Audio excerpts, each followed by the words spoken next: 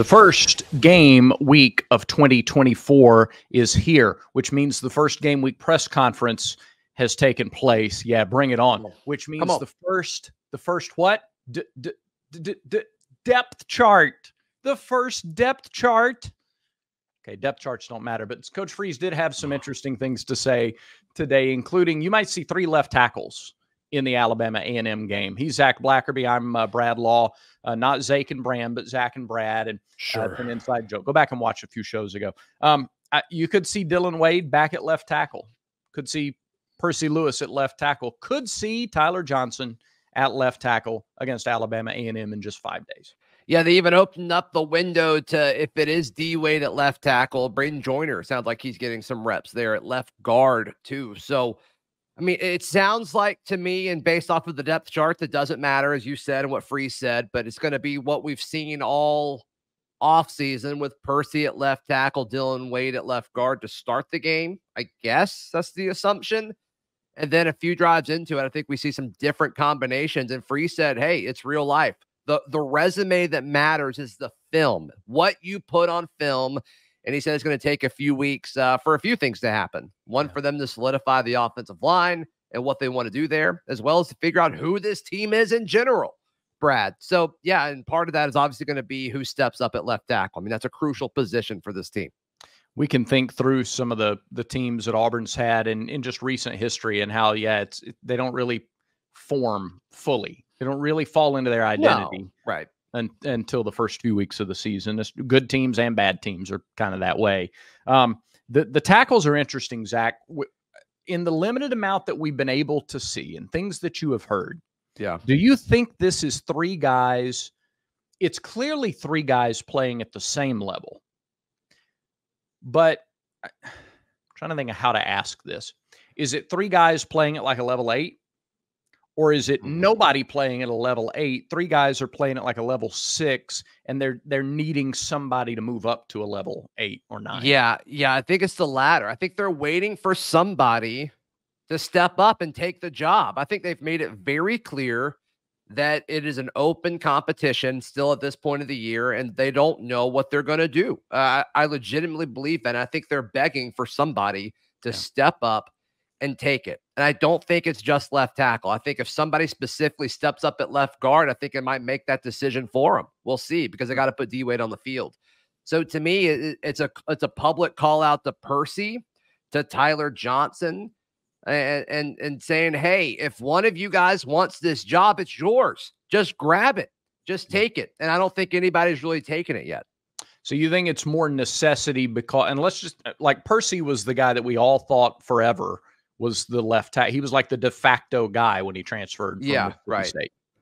So I don't know that there's so much a question at guard other than if D Wade is the tackle, you have to have somebody at guard, and Braden Joyner and Tate Johnson have both played pretty well there. Braden's the guy who happened to get mentioned today. So you got to have a guard. And so if it's not Wade, then Joyner steps into that spot. Yeah, I mean, sell me on the opposite side of this. Sell me on it's like multiple elite options that are fighting for that spot. I'm having a hard time making a case for that in my brain. Can you make one? Not really, no, because if Percy had kind of been the guy, if he had been at a level 8 or 9 or 10, if he'd been excellent in that spot, then I think you don't move Dylan Wade. I don't think Dylan is in that discussion. Right. So I'm there with you. Yeah. I mean, it seems like they're having to do whatever it takes to feel like they have a competent SEC offensive line on the left side. Yeah. And the unfortunate part of this, maybe the part of this that nobody's talking about because it's boring, because consistency is boring. But everything I've heard and folks I've talked to, the right side of the offensive line between Jeremiah Wright and Xavier Miller, it sounds like it's awesome. Like it sounds like they look great, and Too Tall has taken this massive step forward as his former JUCO product to this potentially elite SEC right tackle. But that's not a concern, so we're not talking about it. That's not like, I don't think that's what we're seeing on the left side where there's multiple Xavier Millers. They've got to figure that out. So. Now, if I had to make that argument, let me add Connor Liu too. He's been steady at 100%. Yeah. Consistency is boring. It's not talked about. 100%. Yeah. if you really back me into a corner and sort of ignore the fact that Dylan is in the mix at tackle, okay, if it was just Percy and Tyler, then you could sell me on, oh, Tyler Johnson, redshirt freshman. We've been hearing since spring that this guy is ready for a move onto the field in a similar way that Tutal did last year. Isaiah Miller last year, I don't think any of us in, say, June of last year expected Isaiah Miller to be a starting right tackle. But he was so good throughout fall camp that the quote was, we have to get him on the field. We can't keep him off the field. Mm-hmm. And so he really grabbed that position. Is it Tyler pushing so hard that now you have a competition between Percy and Tyler at that left tackle spot? I could live on that boat for a while. Yeah. I think if we weren't talking about Dylan also being in the mix, because then you'd have 4 spots pretty well locked down and 1 where you had 2 guys pushing up for the position. What I was told is Tyler had a really strong first few weeks of fall camp. And then when the conversation became apparent of like, this is an open job, his play didn't stay at that level. And so to me, like, I think they're waiting for somebody to step up and take it, whether it's Percy to hold on to your job or Tyler to come get it. Or, I mean, maybe if it is a joiner who's so good at left guard, because I would take care of it because they know what they have with Dylan Wade at left tackle. So to me, yeah, I think it's folks that are, you said level 6, guys who aren't playing at an elite level right now, then they're trying to find the best combination. It's a position, Zach, that even as we sit here 5 days, like, I don't think it makes a difference in winning or losing the Alabama A&M game, but I think that position changes your ceiling and it may change the floor of your team. If you're not consistent at the left tackle position with a right-handed quarterback, that can change the outcome of a game. And so, yeah, I think it's interesting, isn't it? It's a very different tone now regarding that position than, say, 2 weeks ago. Now, at the very least, nobody's sending up flares and calling for rescue teams or anything to come to the ship. But at least now you're like, we're going to watch that position a lot more closely now in this first month of the season. Yeah. Yeah. I'm still just not worried about it. Yeah. I'm just not worried about it yet. To me, it's not at the level of concern where we need to think that it's going to impact wins and losses yet. I'm just not there yet. Let's get through Cal. Yeah. I mean, and it doesn't matter I don't think anything happening one way or the other on Saturday is going to change my opinion one way or the other. Yeah. Cal to me is where it becomes like, okay, is this going to be a problem or not? Yeah, no, I could see that. And that would almost lead me to think then the guys are playing a little higher, like all 3 guys are capable anyway of holding that position at a higher level. Sure. Yeah, so, for sure. Yeah, that's the hope anyway. All right, let me tell you, barnersupply.com. If you haven't gone yet, you need to go today. Use our promo code VillageVice at checkout. You get 15% off through August. Calendar turns to September. There's some different incentives, but to get 15% off before the end of August, go to barnersupply.com. Love these people. Love what they stand for. Love the quality of their product. Sometimes, Zach, we get cornered into this, let's support these people because we like the people, but the quality of the product is, you kind of sacrifice a little bit there. But at least I'm supporting people I like. Not here. These are good people with really high quality products. They start with the best quality products, and then they put those creative Barner designs. Check them out for yourself, barnersupply.com. Again, our promo code VillageVice all together at checkout for 15% off. Okay, Coach Freeze also today said it's like an almost all offensive show. I thought it was interesting. There are 37 starters listed on the depth chart. We'll talk more about that as the week goes on. But offensively, I thought this was interesting. He said that in the mock game that they had Saturday, they had 6 wide receivers that pretty much rotated freely. Doesn't mean only 6 receivers played or their plan is to only play 6. But they have a pretty free rotation with 6 guys. So let me just kind of come right out. Who do you think those 6 are? Some of them very easy, but then you get down to where's the cut line of the complete free rotation of guys. Who are the 6? Yeah, so let's start with the 3 listed starters at Mhm. receiver, which are Cam Coleman, Robert Lewis, Keandre Lambert-Smith. I think those are the easiest 3 there. Then to me, the next group, they're all oars on the depth chart. So, Mhm. take this for what it's worth. But I think you can make an argument for a lot of these guys. I think Malcolm Simmons and Sam Jackson, there's arguments for both of them. And then I also think Perry Thompson is in this. And then I would also say Camden Brown. So I think that's 7. 7. I said 7. And if I Yeah. had to cut one, That's where it gets really tough. yeah, I mean, to be fair, like I think we see more than 6. Yeah. I think we see more than 6, Yeah. and those would be the top 7. But if I had to cut one, I would say whoever loses the backup slot battle between Malcolm Simmons and Sam Jackson. Yeah, I could see that too. Coach Freeze also threw in a little cheeky, like, he's even played some quarterback, so you might even see Sam in there in a Wildcat quarterback situation. I don't think we see him in a Wildcat quarterback situation. Yeah, when I heard that, I'm like, oh no, oh no. That to me wasn't a hey, yes, we have a Wildcat package for Sam Jackson. So no, I agree with you. I don't think, but I've already seen stuff come up about it. I'm like, okay, all right, No. we'll see. We'll see. I just hated how the Wildcat was implemented last year, which essentially is what it was when Robbie Ashford was in. And it had nothing to do with how Robbie played or anything. It just stalled drives. Like the timing of it never made sense. And so like I think there's a way where it could make sense. But I also think like if we were going to do that, I think I want Jarquez back there. I don't think I want Sam Jackson back there. But that's just a preference. Hasn't that historically? I don't have the data. How about this? Maybe I'm just flat out wrong. It's happened before.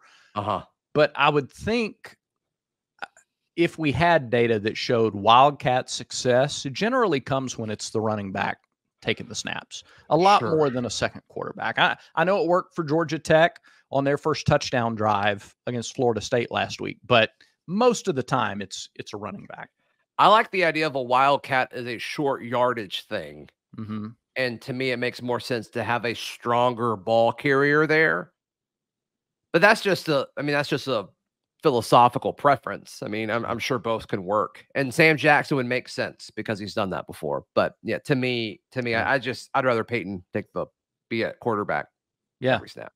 So yeah, same. Hand it off to a running back. Let the blockers do their thing, and there you go.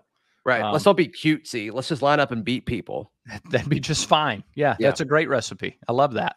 But I thought that was, we didn't talk about Caleb Burton either. It's as we get it a little closer to Saturday, I'm so curious to see his role, not just in this game, but overall. I mean, a guy who came up with some important catches in late games during the year, a year ago. And so it's just not to get better specific room. Yeah, and so many people ask me about Caleb Burton, and I don't really ever answer them. But I think certain things were asked of Caleb Burton off the field, and we'll see if he lived up to it and did what was asked of him. And I'm going to leave it at that.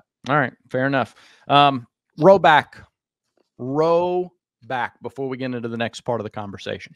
Yeah, rowback.com. I mean, they have so many cool things. So many cool things, including Auburn-specific stuff. They've got several different colleges covered, as well as just your everyday polo or the performance hoodies, or they've got shorts as well. They've got hats. They've got everything, and it all looks so good. And it all is so comfortable, and there's no reason for you not to go check it out. Rowback.com. Check it out. We don't want you to pay full price, though. Use promo code VICE20 for 20% off your order. That is at rowback.com. This has been a topic that we have discussed several times, and it is philosophically in this offense, how do the running back carries get parsed? Today, Coach Freeze was asked specifically, how do you go about getting your approach to having 3 guys you believe can do the job? Jarquez, Damari, and Jeremiah. His answer, short and sweet, keep them fresh and get them touches. So I kind of go back to this. I think we've been on separate sides, not antagonistically. I just think philosophically, I expect to see much more of a balance in the carries among the running backs. And I think that answer makes me confident in that heading into Saturday. So let's say the first 50 carries of the year, Mm-hmm. I assume will be somewhere in the Cal game where the 50th carry for Auburn's offense happens. Yeah. Let's say the 50 carries for running backs, because I think Peyton will have some carries in there. What do you think that balance is? 22, 16, 12. Okay. I think 22 Jarquez, 16. It doesn't, is that math right? Yeah. Yeah. Does it? Yep, it does. You did that so fast. I'm like, there's Well, no way that's right. when you It's started, close, but there's no way that's right. But yeah, okay, you are right. when you started the question, I thought, oh, that's good. Let me get my pen and paper here and math on paper. Oh, yeah. wow. Nice. I think that the leading carrier, which I think will be Jarquez, will have 10 more carries than the number 3 ball carrier through the first 50 running plays to running backs. What do you think? That doesn't seem balanced to me, though. Like, that doesn't line up with what you just said, right? Well, 22, 16, and 12. I mean, but over the course of the season, I mean, that's a pretty big difference. Yeah, I get. Yeah, you're right. I mean, I don't think it's a complete split. It's not like 14, 13, and 13 or whatever that would be. I don't think that's right. I think I messed that math up. Yeah, that's fine. 17, 17, and 16. So it's not that. Right. But I also don't think it's like 25, 15, and 10. I mean, these are small numbers. One carry here, one carry there. But I think it's going to be closer to like 25, 12, and 12. Okay. Or to get to 50, 24, 13, and 13. I think it's going to be closer to that.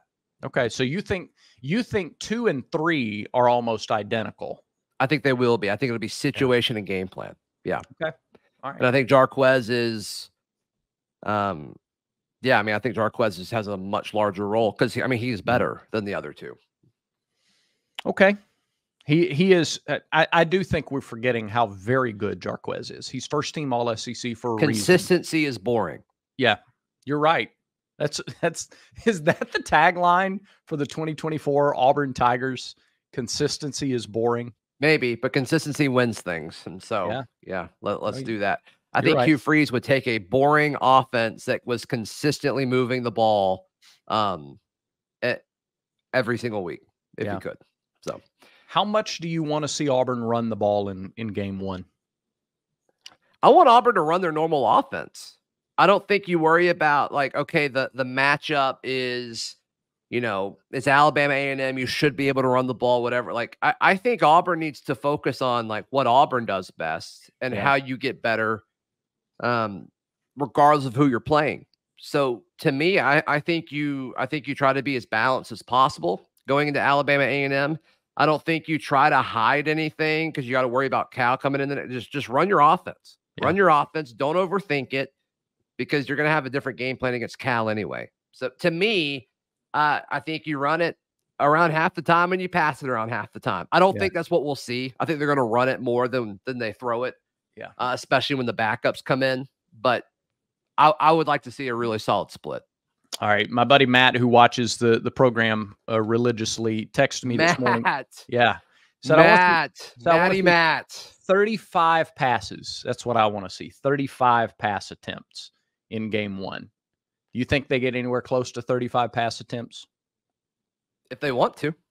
Sure. Do you think they want? All right. Do you think they want to get to 35 pass attempts? My gut says no. Yeah. But I hope, I mean, that'd be really fun if they did that and they scored a bunch of points. But there's that weird balance of like Freeze may want to see what his receivers look like, but also like you don't want to hide, like you don't want to show too much because Cal's coming to town and then Arkansas in a few weeks and Oklahoma. Like, I don't know.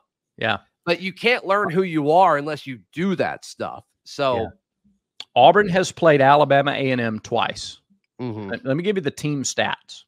Okay. What years were these? 12 and 16. Okay. 2012. What a year. And 2016, which was a Sugar Bowl season. So say what you want. It was a Sugar Bowl season. Now, both these games were played in November of those years. So you already knew who you were in 12, and you already knew who you were in 16. But with that in mind, Auburn had 341 rushing yards and 171 passing on 18 pass attempts in 12. In 16, they had 451 rushing yards, 20 pass attempts for 147 yards. So they've averaged like 400 rushing yards against Alabama A&M and 19 pass attempts. To me, that sounds like what we're going to see on Saturday. Yeah. I think it will be a little more. They might approach 25. Those teams were also like 12 was severely offensively challenged. 100%. Yeah, like throwing the football those years was very difficult. And Sean White was your quarterback in 16. You had Cam Petway. You had your identity was to run the ball 4 times as much as it was to throw the ball. Right. So which is what Gus wanted to do. Like, sure. That was who the team was, and most years they were pretty good at that. But yeah. I mean, it just depends. I mean, it depends on what they want to get out of Saturday. Yeah. And he was kind of asked that, and he kind of jumped around it. So, if they want to show off the new receivers, which they could totally want to do, then they may throw it 30 times. I don't see that happening. I don't see the upside of doing that. Yeah, I mean, I think I don't really subscribe to the whole keep stuff hidden from future opponent. Other opponents know the talent that's on Auburn's roster. I think if you show a lot in your first game, you just put more on film for the other team to see and worry about. Which I think is the only reason Hugh Freeze said that about Sam Jackson today at Wildcat. Yeah. Because now it's like, okay, if they run a Wildcat, what do we do? Like, you got to spend 5 minutes on it. Right. I think that's important. I think that's important. So I do too. All right. Does that do it for today's show? It does. It does it for today's show. Thanks for watching. Thanks for liking, subscribing, commenting. I'll read them all. Remember, until next time, everyone has vices. Make sure Village Vice is one of yours.